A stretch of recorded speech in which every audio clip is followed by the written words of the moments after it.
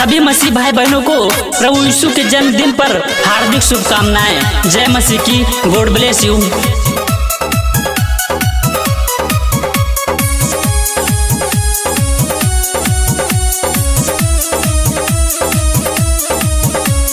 आइल बा क्रिसमस खुशियाँ मनावा, यीशु जी के जन्मदिन पर नाचायो रे गावा।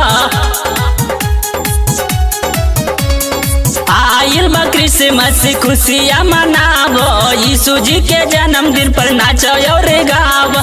बैतलहम नगरी में शोर भइल बा, माता मरियम के गोदी में या जोरे भइल बा। माता मरियम के गोदी में या जोरे भइल बा। बड़ा खुशी के बात हो, प्रभु यीशु के जन्म बैतलहम में हो गइल हो। चली ना देख के आओ जाओ।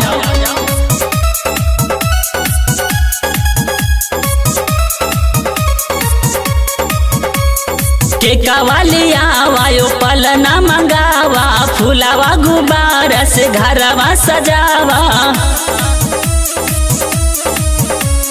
केका वाली आवायो पलना मंगावा, फुलावा गुब्बारा से घरवा सजावा। देखे खातिर मनवा भी भोर भइल बा, माता मरियम के गोदी में या जोर भइल बा। माता मरियम के गोदी में या जोर भइल बा।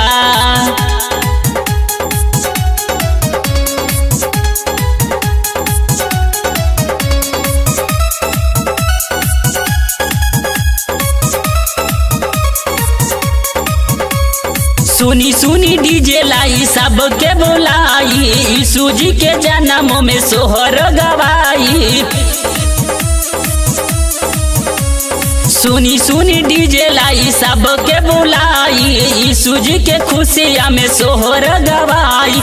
हर से तमन्नावा में भोर भइल बा, माता मरियम के गोदी में या जोर भइल बा। माता मरियम के गोदी में या